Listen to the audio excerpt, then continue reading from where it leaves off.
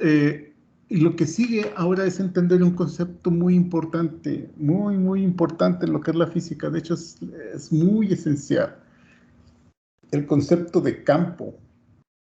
Hay diferentes tipos de campos. Y eso es debido a la naturaleza de quien los genera. Por ejemplo, no sé cuántos de ustedes en su vida diaria han visto en las noticias o en algún otro medio, internet, acerca de un mapa que les ponen en colores cómo va a estar la temperatura del país, por ejemplo. Entonces, y es un mapa de temperaturas. La temperatura, si ustedes se fijan, es una cantidad física que solamente requiere la magnitud para ser especificada. Entonces, es un escalar. A diferencia de, por ejemplo, si ustedes ven un flujo, un río o en el mar, y no sé si también o cómo se está moviendo el aire en el viento. No sé si también ustedes han tenido la oportunidad de ver esos mapas que presentan las noticias acerca de la temperatura. También ponen la velocidad de los vientos y ponen un mapa y ponen flechitas que cómo se va moviendo el viento y ponen la velocidad. Entonces, por ejemplo, ese tipo de campo es un campo vectorial porque hay una cantidad que se está moviendo que necesitamos saber la magnitud y necesitamos saber la dirección. Y ese es un tipo de campo vectorial. Entonces, ya llevamos dos tipos de campos, un campo escalar y lo que es un campo vectorial. Hay una tercera tipo de campos que ustedes ahorita no lo van a ver y no sé si algún día los vean, pero pues que se necesitan dos vectores para identificarlos. Por ejemplo, cuando se deforma un sólido, si nosotros aplicamos una fuerza en una dirección determinada, entonces todo el sólido se deforma, pero hay que identificar cómo se deforma cada uno de esos planos. Entonces hay que decir que, por ejemplo, el plano de arriba se deforma, la fuerza se aplicó en la dirección X y se deformó en la dirección X. Y luego el plano que estaba en Y tiene una fuerza que estaba en X, ¿sí? Pero se deformó también en Y y se deformó también en X. Entonces se necesitan otras componentes más para identificarlo. Entonces, esos tipos de campos que de hecho se le conoce como diadas o dobles tensores, se les llama campos tensoriales, o dobles vectores, perdón. Se llaman campos tensoriales. Es otro tipo de campos que se ve en física. Por ejemplo, ahora que nosotros vamos a ver electrostática y magnetostática, resulta ser que siempre voy a decir, y se van a recordar, voy a consideremos que un medio es homogéneo y isotrópico y continuo. Entonces, ¿qué quiere decir eso? Físicamente quiere decir, por ejemplo, que vamos a ver me voy a adelantar un poquito, una propiedad que describe el medio que se llama permitividad, en caso de campo eléctrico. Y la permitividad lo vamos a asumir una constante, es un número, es un escalar. Pero a veces existen materiales que no se pueden describir que tienen diferentes valores en diferentes puntos en el espacio. Y eso necesitamos un tensor para describirlos. Y ese es un ejemplo de campo tensorial, lo voy a mencionar un poco más adelante cuando venga el caso. Y también existe un tipo de campos que se llaman campos espinoriales, pero tiene que ver con determinar los campos en la mecánica cuántica que tienen que ver con espinores. Entonces, creo que nunca los vamos a ver, o no sé, dependiendo. Si alguien se anima a dedicarse a efectos cuánticos en biología, que es todo un reto tan interesante eso. Pero ahorita y nosotros vamos a partir con campos escalares y campos vectoriales. Y muy específicamente, y ustedes no sé si se dieron cuenta, al momento de resolver fuerzas, están resolviendo un problema en un campo vectorial, porque usaron vectores para resolver. Un vector que representa a la fuerza que ejerce una partícula sobre otra. Para describirlo, vamos a ver el concepto de campo. Esto tiene una historia muy interesante, porque cuando Coulomb propuso esta ley que ustedes ya la dominan, ya la conocen, de una fuerza que es proporcional a la magnitud de las cargas e inversamente proporcional a la distancia de separación entre las cargas, pues él dijo, pues hay una carga aquí, tengo una carga en esta posición, y esta carga mágicamente hace que esta se mueva. Si esta carga originalmente está solita y yo arribo una carga, esta o se va a traer si son de signos opuestos o se va a repeler si son de signos similares o iguales. Entonces, y no hay nada en medio que haya transmitido esa fuerza, ¿sí? De repente esta fuerza sintió la repulsión o la atracción y se empezó a acuñar el concepto de efectos a distancia, ¿sí? En donde no había, al parecer, nada que interviniera entre las dos cargas para que sucediera un efecto. Lo mismo que con las gravitacionales. Bueno, no lo voy a contestar. No, se me olvidó desactivar mi teléfono. ¿Cómo le quito el ruido? Ahí está. Entonces, lo mismo sucede con los efectos gravitacionales. Tenemos una masa, tenemos el Sol, tenemos la Tierra, y estamos en una órbita circular o elíptica alrededor del Sol, girando en torno al Sol por esa fuerza. Y al parecer, pues no hay una liga que nos conecte, no hay un brazo mecánico que nos conecte, como los juegos mecánicos. Entonces, también parece ser que es una cosa que tiene un efecto a distancia. Entonces llegó Faraday, y Faraday fue el que, después de hacer una serie de experimentos, fue el que propuso que, sobre todo cuando hizo el experimento del capacitor, cuando puso un medio entre los dos capacitores y vio que la fuerza que había si se colocaba una fuerza entre esos capacitores en ese medio, resultó que la fuerza se disminuía considerablemente. Entonces, y cambiaba el material, cambiaba esa fuerza de interacción, cambiaba otro material, cambiaba. Entonces, él fue el primero que decía, no, debe existir algo entre las dos cargas que está transmitiendo la intensidad de la fuerza o la forma en cómo va a sentir la fuerza eléctrica. Entonces, él comenzó a hablar acerca de una transmisión, de que debía de haber algo, y acuñó acuñó algo que se le llama líneas de campo. Esas líneas de campo que básicamente resulta de que una carga esté presente en el espacio va a generar un campo, ¿sí? Toda carga en el espacio genera un campo, así igual que toda masa en el espacio genera un campo gravitacional, ¿sí? Entonces, ese es el concepto de campo. Para verlo más de forma ilustrativa, voy a tener que usar el internet. Ay, caramba, ¿dónde quedó? ¿Dónde será esto?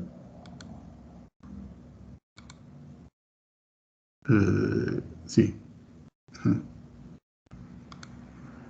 Creo que va a estar en inglés, pero le voy a poner los subtítulos y vamos. No sé.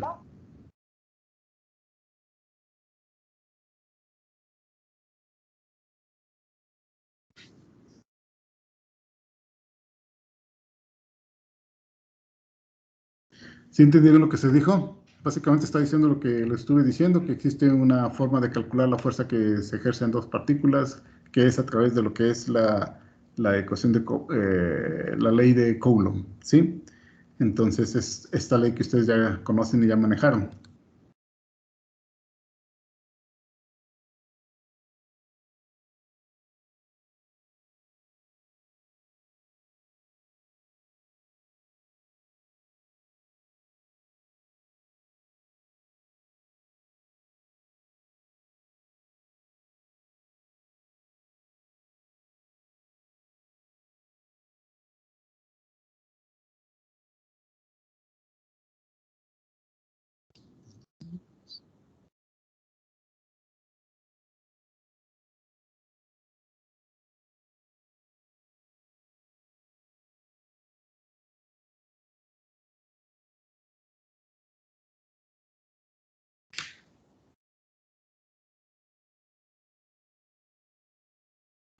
Habla muy rápido, pero bueno, el objetivo de transmitirles este video espero que salga ahorita un poquito más adelante, en donde sí está hablando de historia.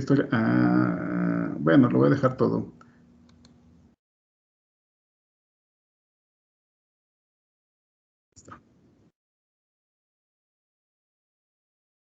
Se tiene que escuchar.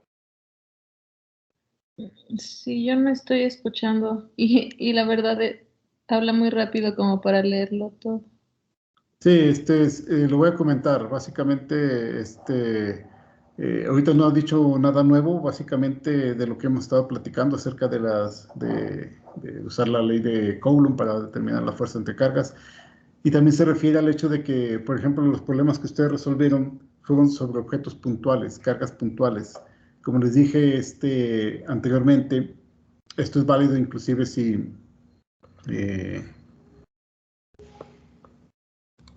voy a irme a la presentación ahora.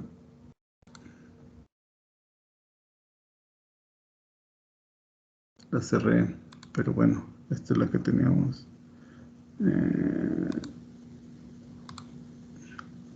Aquí voy a abrir un espacio. Por cierto, ya tengo un comentario acerca de esta de la aniquilación y producción de pares. Ustedes resolvieron problemas en donde están viendo la presentación, ¿verdad? Sí, profesor. En donde tenían una carga y otra carga. Aquí estaba la carga, digamos, positiva, y aquí había una carga negativa, y había una distancia de separación R. Y ustedes saben que esta cosa es simplemente Q1 entre Q2, este es Q2, este es Q1 entre R cuadrada. ¿Sí? Eso fue lo que usaron. En caso de que sea vectorial, pues ustedes vieron el carácter vectorial de esta ley. Básicamente, la fuerza en forma vectorial es el producto de estas dos cargas en su magnitud, R cuadrada en la dirección que conecta las dos cargas. Es decir, carga 1 y carga 2 están conectadas a través, digamos, ustedes tienen que fijar un sistema de referencia. Esto sería X, esto sería Y, esto sería Z. Entonces, la fuerza va a estar sobre el eje Y, es decir, R, el vector R sería aquí básicamente el vector J, que sería del sistema cartesiano. Y después le decía, bueno, estas son cargas, pero ¿qué tal si estamos hablando de objetos? Como esta muchacha decía en el video, si tenemos objetos que están así, que tienen muchas cargas, y queremos, por ejemplo, sobre una sola carga puntual, Q2, y aquí tenemos una carga Q, aquí hay una distribución de carga. Normalmente la distribución de carga se denota con ρ, para que se vayan familiarizando, que es función de una posición. Entonces tienen que fijar un sistema de referencia, el vector R, y luego irse hasta este punto que le van a llamar R', y ustedes saben que el vector que une a estos dos, ¿cuál es? Este que le voy a llamar R' menos R, ¿no? Básicamente. Entonces, ahora la fuerza de Coulomb vectorialmente se escribe como Q1 entre Q2, R cúbica del vector unitario R. Bueno, eso es pero decimos, pues eso se ve muy complicado, y en verdad es complicado. Es complicado esta situación. Entonces, una forma de manejar este tipo de situaciones, en vez de tratarla de esa manera, que sería altamente, eso lo van a hacer en su curso más avanzado de electro, calcularlo de esas maneras. Lo que vamos a ver es que si esta distancia de separación, les había comentado, la distancia de separación entre uno y otro, que lo vamos a llamar R, y digamos, es una distancia D. Si R, ¿por qué puse cuadrado? Si R es mucho mayor que esta distancia D, este objeto que está aquí, esta distribución de carga la podemos ver como una carga puntual también, Q. ¿Sí? O lo que es más importante, y es lo que se trata este video, dice, bueno, ¿cómo resolvemos estos problemas donde tenemos estas distribuciones de cargas? Va a ser más complicado. Bueno, vamos a usar el concepto de campo, porque esta carga que está aquí, si por ejemplo si es positiva, va a estar generando un campo, y un campo que va a ser, si es positiva la carga, de esta manera. Como ustedes también lo pueden revisar en el siguiente capítulo del libro. Una carga positiva genera un campo que es radial hacia afuera, y una carga negativa genera un campo que es radial hacia adentro. Vamos a continuar viendo el video para que vean y luego bueno, el campo, en vez de, voy a usar otra transparencia. Si nosotros teníamos anteriormente que la fuerza es igual a K Q1 por Q2 entre R cuadrada, ya quedamos que esto es Q1 y acá por acá está Q2 y esta distancia es R. Entonces, resulta ser que nosotros teníamos la carga 1 presente y pusimos la carga Q2. Entonces, así funciona la ley de Coulomb, pero si nosotros consideramos que originalmente estaba la carga Q1 y sabemos que esta carga Q1 es positiva, esta va a estar generando un campo. Va a estar ejerciendo su presencia en todo el espacio alrededor de esa carga, ¿sí? Y resulta ser que ese campo eléctrico se describe como la constante, la misma constante que nosotros conocemos, la carga entre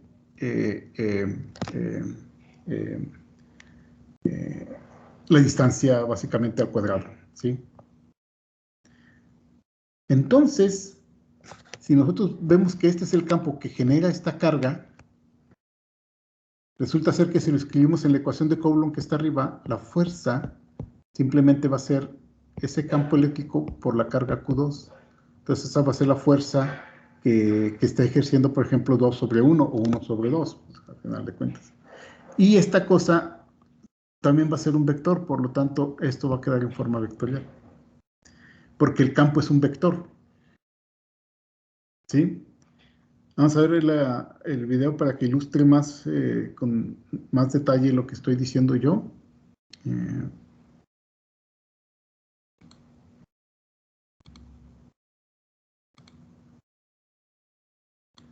Olvídense de la chava que habla muy rápido.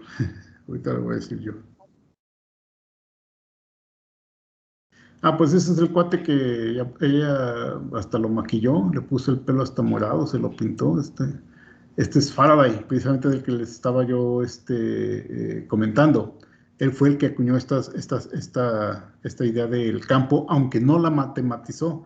Él era un experimentalista, simplemente propuso la idea. Después vino alguien que se llama Maxwell y fue el que le dio un carácter matemático a las ideas de Faraday.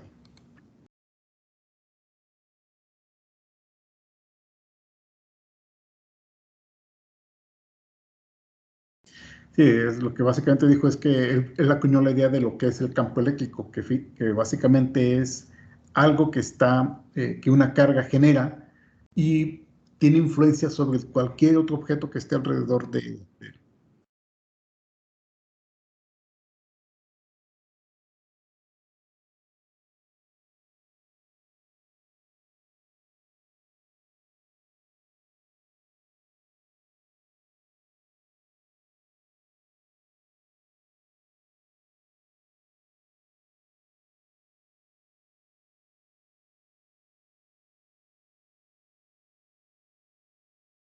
Aquí está la ecuación de la que le estaba hablando, aunque ya despejó lo que es el campo eléctrico. ¿Sí?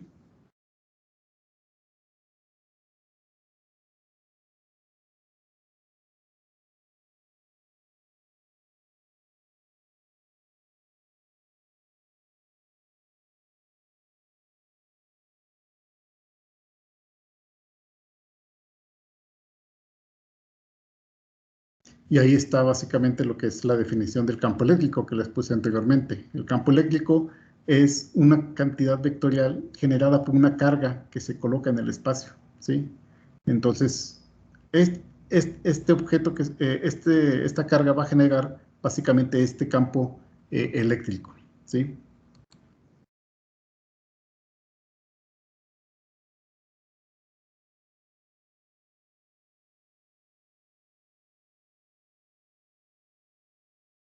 Aquí va a hablar acerca de la diferencia en cómo generan los campos eléctricos una carga positiva y una carga negativa. Fíjense cómo los va a dibujar. Ahí están. Entonces, un campo eléctrico generado por una carga positiva es un campo que es radial hacia afuera, ¿sí? Y una carga con carga negativa va a generar un campo radial hacia adentro, o sea, hacia ella. Básicamente, Esos son los dos tipos de campos que ahorita nos interesa saber cómo se genera para cada una de estas cargas. Y es un concepto que tienen que recordar de hoy en adelante. La carga positiva genera un campo radial hacia afuera, la carga negativa genera un campo radial hacia ella. Esto se le llama, muchos libros le llaman esto como un campo fuente, porque es donde se genera el campo, y esto le llaman un campo sumidero, porque pues, es un sumidero de líneas de campo, básicamente.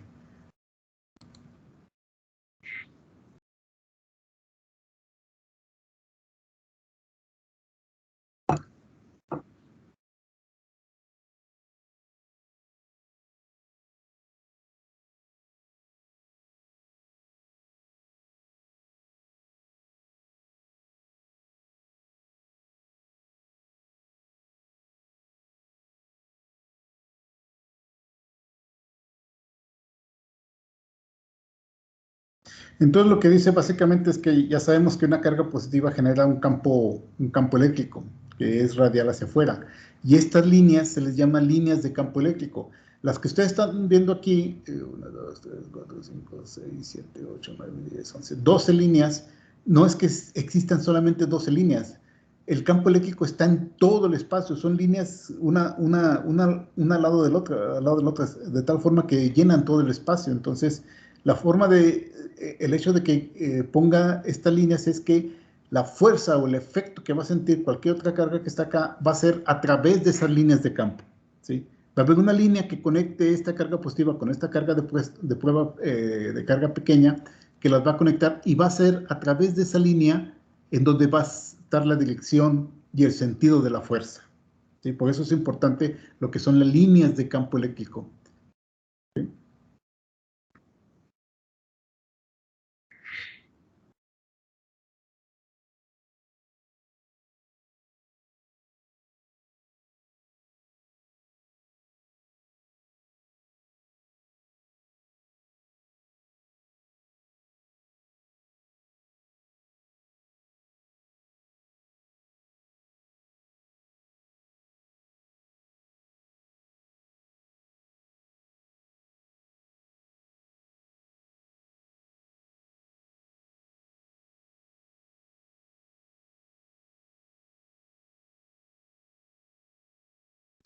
Bueno, lo que está diciendo es básicamente qué sucede con las líneas de campo, y tal vez ustedes estén preguntando, bueno, si esta carga que está aquí genera un campo eléctrico que es hacia afuera y esta genera un campo eléctrico que es hacia adentro, eh, ¿qué pasa con las líneas de campo?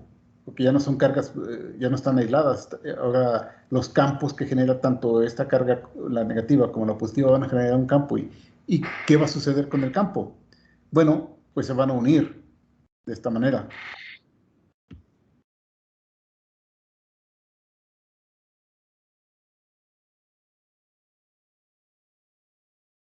Entonces, básicamente lo que está diciendo, esto se llama un dipolo eléctrico, ¿sí? Y por supuesto existe el tripolo, el cuadrupolo, el quintupolo, el sextupolo, octopolo. De hecho, se usa un octopolo, se genera un octopolo, un campo eléctrico octopolar. Se usa mucho para hacer trampas de células, por ejemplo. Se hacen pasar células, se genera un octopolo. Entonces, como las células están cargadas y ustedes pueden controlar cuál es la intensidad del campo eléctrico en un octopolo, que sería como una cosa así, están viendo, no sé. Entonces, al momento de pasar una célula por acá, se aplica un flujo, entra, y solamente unas células que tengan una determinada carga se van a sentir atraídas. Y más aún, una vez que ustedes tengan esa célula, manipulando ese octopolo, ustedes pueden rotarla, moverla y estudiarla, básicamente. Eso se le conoce como una trampa de octopolo eléctrico. Por ejemplo, es una aplicación práctica de el dipolo. Pues tiene es muy importante este objeto porque simplemente, por ejemplo, el agua es un dipolo y está generando, de hecho, un campo, va a estar generando un campo de este tipo. Entonces el agua se está moviendo, hay una carga presente por acá y el campo del dipolo va a sentir una cierta interacción, que es lo que ahora nos toca tratar de entender y cómo manejar estas situaciones y cómo resolver los problemas que vayan surgiendo.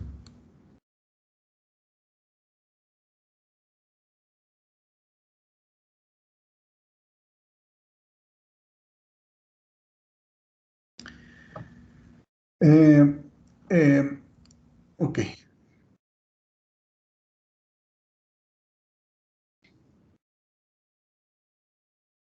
Sí, entonces, lo que está diciendo ahora ella es, por ejemplo, lo que les decía, tenemos un dipolo, ¿sí? Y luego ponemos esa carga que ella puso aquí.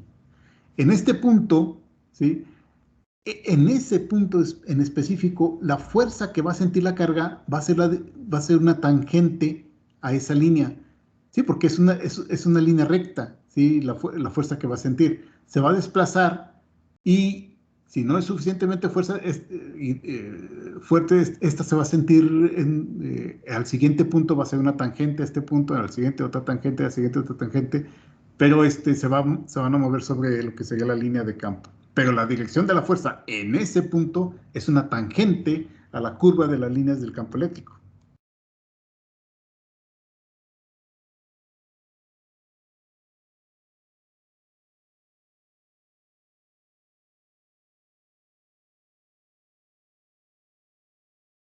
Ah, mira, eso está interesante. Precisamente se fijan cómo se va moviendo lo que es la fuerza y va cambiando la magnitud de la flecha. Es decir, se va aproximando a la carga positiva, aumenta mucho la fuerza. Te voy a atrasar tantito para que vean ese efecto.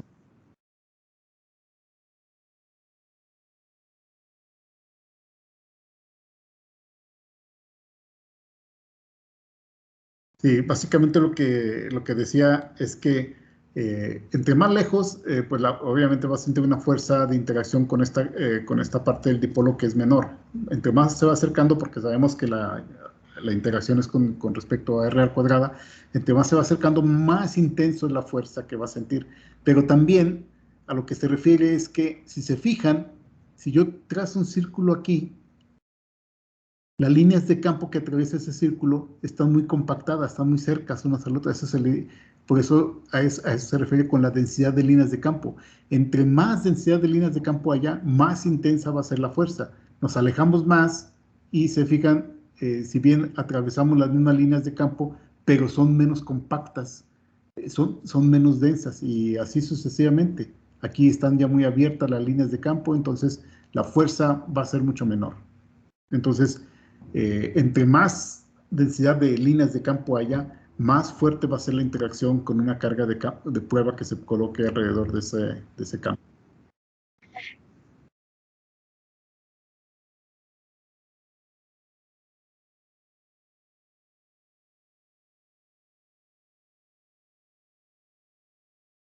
Fíjense, esta configuración aquí es el doble de carga de lo que sería la carga negativa. Entonces, aquí tenemos un claro ejemplo de que la fuerza de interacción que cualquier partícula se ponga alrededor de este punto va a ser mucho mayor que la fuerza de interacción que se ponga alrededor de este punto. Porque aquí las líneas de campo son más densas. Y bueno, y ustedes pueden también decirlo de que si nosotros hacemos la ley de Coulomb, ponemos una carga de prueba aquí, por supuesto que dado que esto es 2Q o dos veces la carga, pues claro que la interacción va a ser mucho más fuerte aquí que en el caso negativo.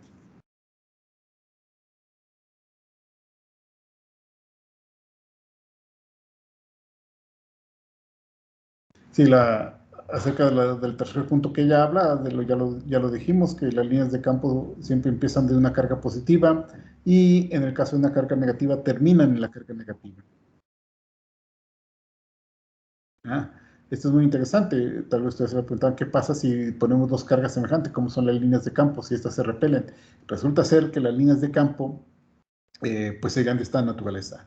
Ah, una, un- eh, si pudiéramos hacer el laboratorio, esto en el laboratorio fácilmente se pueden visualizar usando virutas, con un medio que permita la transmisión de las líneas de campo. Por ejemplo, se usa mucho el agua, se ponen virutas, se pone un dipolo abajo y se ve cómo se hacen estas líneas. A ver si encuentro un video.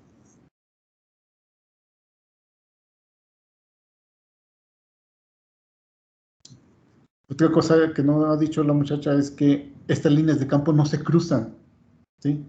Nunca se cruzan. Las líneas de campo eléctrico, ya sea positivas o negativas en dipolos, estas nunca llegan a cruzarse.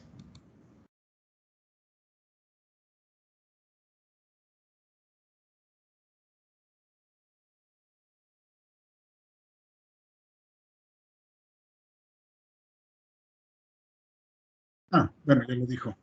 Las líneas nunca cruzan. Eso nunca pasa. Eso-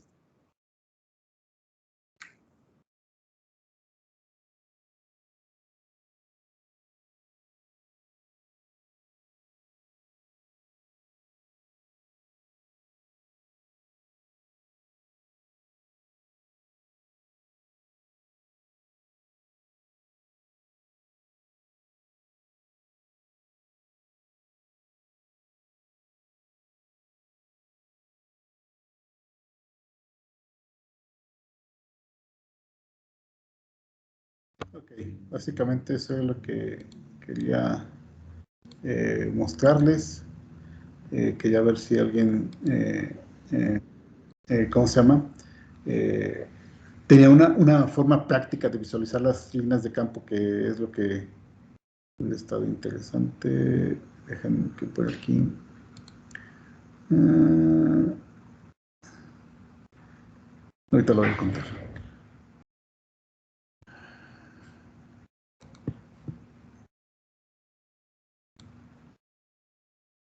Aquí está. Bueno, se va a usar un capacitor. Sí, pues aquí es la forma más fácil.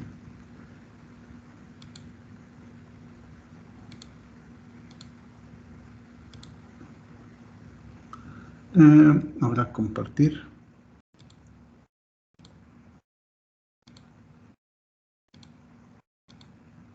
Aquí están las líneas de campo.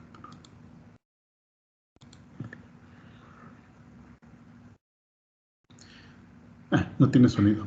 Pero si se fijan, están generando una carga, digamos, puntual en este punto. Esto es un medio conductor. Aquí está lo que va a generar la carga.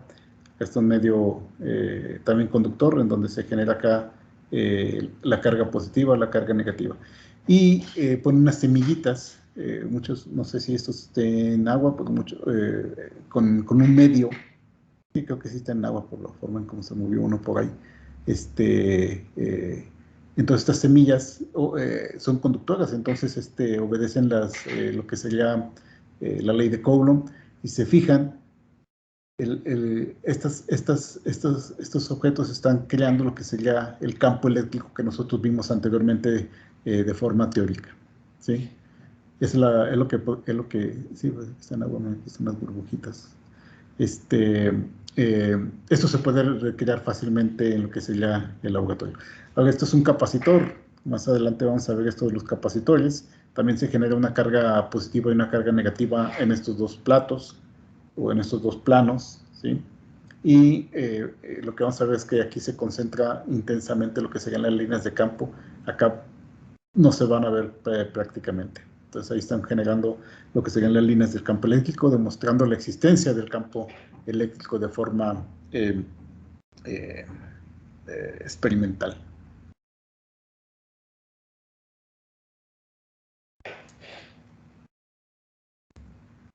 Vamos a ver qué otra forma de generar el campo eléctrico tienen. Ok, sí, van a ser varios ejemplos interesantes. Eh, ¿Hay alguna duda o pregunta hasta ahorita, muchachos?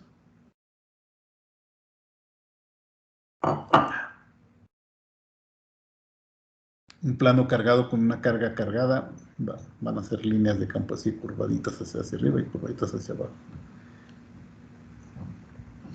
No sé si esto que sea por 5 significa que filmaron la película y aumentaron la velocidad 5 veces para que sea más rápido pues sí, el video y no se tarde tanto en ver lo que sería la generación del campo eléctrico. ¿Qué dijo que es lo que está en el plato? Los objetitos estos, Ajá. semillas de sémula. Ajá. Pueden usar balines muy chiquitos, se ve también muy bonito con balines, pero pues está difícil conseguir los balines muy chiquitos. ¿Qué otras cosas se usaba? Pues ah, no sé si las de trigo, no me acuerdo. Pero se puede experimentar, inclusive se puede saber si son conductoras unas ciertas semillas poniéndolas a hacer estos experimentos. Si no responden absolutamente nada, significa que no conducen. Y creo que finalmente voy a poner algo. Comparación de campos. Entonces, esa forma es independiente al material que use, o sea... No, sí depende mucho del material que se use. A O sea, lo que me refiero, no cualquier material va a formar las líneas. pero a lo que me refiero es que si se forman las líneas, tiene que ser esa forma que tiene allí. Ah, sí, claro. Sí, se van a visualizar de una manera. Y lo que preguntas es, ay, ¿cómo le hago para atrás? Lo que preguntas, por ejemplo, aquí le voy a poner pausa, es, pues aquí se formó una línea, aquí se formó otra. No significa que no haya una línea de campo aquí en medio. Si desconectamos esto, agitamos de nuevo las semillas, las esparcimos uniformemente, las líneas seguramente se van a formar en otro punto. Eso ya es un poco azaroso, ¿sí? Este es un estabilizador, creo. Esta barrita que está acá abajo, sí, va ser para homogenizar o para descargar. No sé. Ok, ahí estuvieron más o menos las líneas de campo. Ok. Eh, eh, eh, Disculpe, yo tengo una pregunta. sí, Estábamos viendo esto de las fuerzas con KE, ¿no? Pero pues epsilon 0 significaba pues la permitividad que tiene el vacío. ¿Este también va a depender de dónde hagamos el experimento? otra vez, es que no te escuché toda la pregunta. ¿Cómo? Bueno, estábamos contando como KE era 1 sobre 4pi sobre epsilon 0, ¿no? Y Ajá. epsilon 0 es la permitividad en el espacio. Entonces, dependiendo del medio en que vamos a estar observando este fenómeno electrostático, vamos a usar diferentes epsilon. Sí, es la permitividad del vacío, no del espacio. Y sí, Sí, sí. exactamente. Si, por ejemplo, si usáramos el agua, ahí tendríamos que cambiar a epsilon por epsilon, que es igual a 80 veces epsilon 0. Si usamos aceite, tendríamos que cambiar epsilon por 2 veces epsilon 0. Entonces, la fuerza, por ejemplo, en el agua, cae 80 veces con respecto al vacío. ¿Sí? La fuerza en el aceite cae 2 veces con respecto al vacío. Entonces, sí, tiene razón. El medio que se ponga va a afectar la interacción entre las dos partículas, como vamos a ver un poco más adelante. Ya estamos viendo el concepto de campo que va a estar permeando en todo el espacio. Y por lo tanto, si en el espacio ponemos diferentes objetos, pues sí van a sentir diferentes eh, fuerzas o interacciones. Una forma más eh, precisa de cómo experimentalmente obtener el campo eléctrico se tiene que llevar a cabo por medio de detectar en cada punto cuál es la intensidad. Podemos usar un multímetro, es el que estoy buscando. Podemos usar un multímetro para, de hecho, así como yo lo hice cuando era estudiante, poníamos generábamos un campo usando conductores, poníamos una pila, lo conectamos a los electrodos, esos electrodos estaban sobre una superficie, esa superficie, en vez de, ya no teníamos agua, sino poníamos algo, un papel matriculado. Sí, entre más chiquito la matrícula, mejor. Y luego nos íbamos con un multímetro y veíamos si había corriente ahí o si había voltaje. De hecho, voltaje era lo que buscábamos. Entonces, marcaba el voltaje y daba una intensidad y la anotábamos, y la anotábamos, y la anotábamos. Y luego trazábamos lo que se le llaman las superficies equipotenciales, que ahorita no quería mencionar eso, pero las superficies equipotenciales resulta ser que las líneas de campo eléctrico son perpendiculares a superficies equipotenciales. Entonces, si nosotros dibujamos las superficies equipotenciales, obteníamos también lo que era el campo eléctrico. ¿A qué me refiero? En la parte experimental, a esto. Aquí está, por ejemplo, estos cuates, a ver si no me desmienten y me dejan en vergüenza. Estos, por ejemplo. ¿Tiene sonido? es un generador, ¿sí? Esto lo tenemos en el laboratorio, esto lo podemos fabricar, fin, lo podemos hacer en el laboratorio. Y estas son cosas que se pueden conseguir fácilmente. Ah, sí, sí pone agua. De hecho, este cuate pone agua. ¿Qué va a hacer?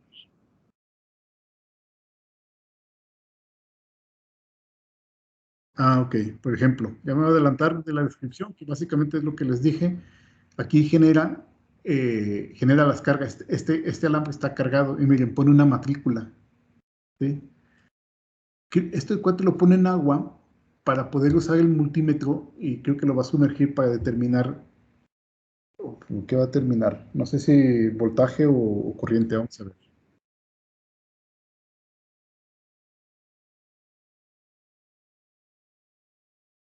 Sí, ahí está el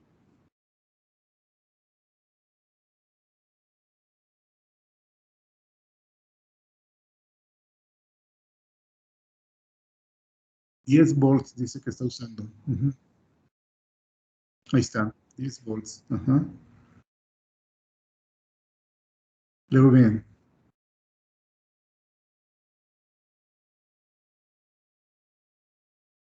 esta sería una bonita práctica.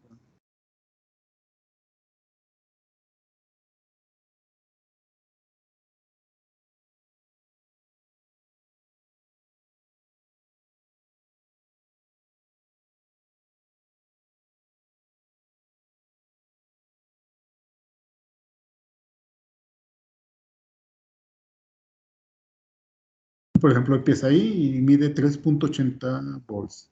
Le pasa otro 3. Casi lo mismo. Otro ya aumentó a 4 y así sucesivamente, ¿no? Entonces, normalmente uno va anotando y va poniendo ahí los puntitos cuánto valen y va a ver eh, si usa agua para aumentar la conductividad. Para tener un medio conductivo, básicamente. Y ahí se ve lo que es el efecto de un campo, ¿no? Básicamente el campo está presente y el hecho de medir voltaje, como vamos a ver más adelante, voltaje va a ser la forma en cómo nosotros vamos a cuantificar con qué potencia eh, ese campo va a generar una fuerza sobre una carga de prueba que pongamos nosotros por ahí. ¿Sí? Bueno, vamos a ver cuál es el resultado final, porque parece que el cuate nada más está moviéndose alrededor. Ok, no, después ya usa otra configuración. También usa otra configuración esto va a ser interesante porque alrededor del círculo debe medir lo mismo. A ver, ahí se pone ahí 7, tiene que medir 7, también se pone el mismo circulito ahí, 6.8. Sí, en esta circunferencia debe de medir lo mismo, porque es un capacitor circular. Eso lo vamos a ver más adelante. Ok, entonces la forma experimental en la cual nosotros podemos determinar o dibujar los campos, quítate, listo, en la que nosotros podemos visualizar lo que serían los campos eléctricos, ¿sí? Y vemos que, al final de cuentas, el campo eléctrico es un ente vectorial, ¿sí? Está escrito y se puede dibujar usando las líneas de campo. Entre más intensa sea la carga, más densos son las líneas de campo alrededor de esa carga. Entre menos intensa, pues las líneas de carga son menos intensas. Ah, eh, ok, ¿pregunta hasta aquí?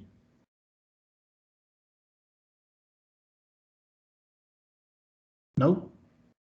Ok, entonces ahora eh,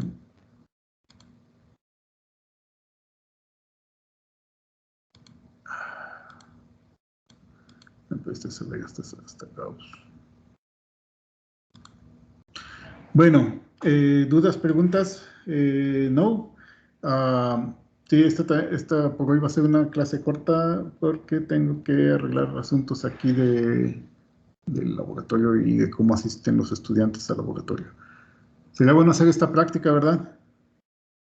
¿Cuántos de ustedes están en San Luis?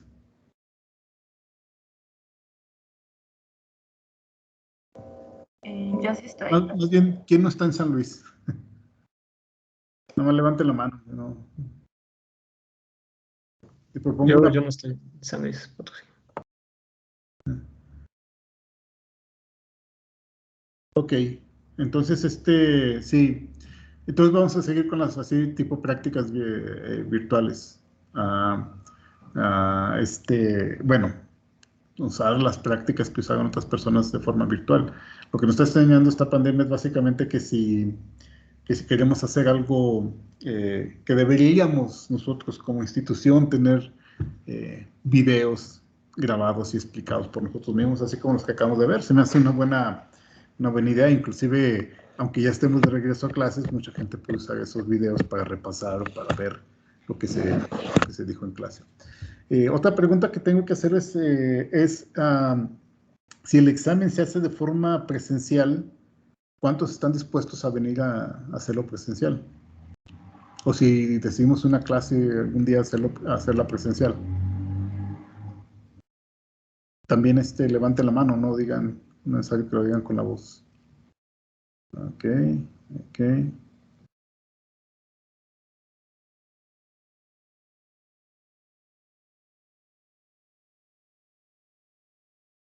A ver, déjenme cuantificar esto. 3, 4, 5. Solo que queremos, bueno, que sí iríamos presencialmente, ¿verdad? Los que Sí, levantan. sí. O sea, básicamente, ¿cuántos ya quieren venir? ¿Cuántos? Ustedes son una generación que han tenido toda la carrera en línea, ¿verdad? Sí, Sí, tal vez por eso queremos ir, porque no sabemos lo que nos espera. Wow, es increíble. Sí, sí, lo que uno quisiera es potenciar el aprendizaje a través usando estos medios, ¿no? Pero también a lo mejor cuando bajemos a amarillo o ya estemos en verde, pues ya, o lo que estaba tratando sí, el experimento que quiero hacer es que ahorita estoy, como se darán cuenta, ya estoy en mi oficina.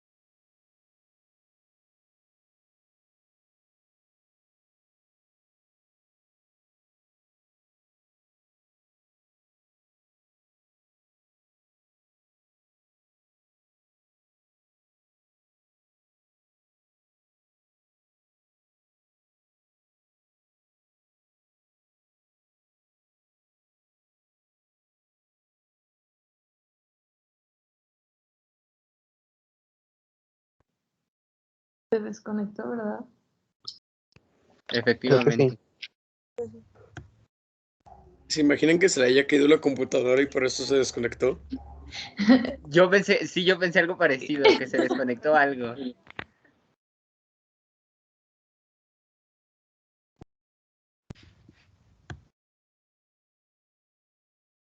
El profe ya bien contento mostrándonos su oficina y mocos.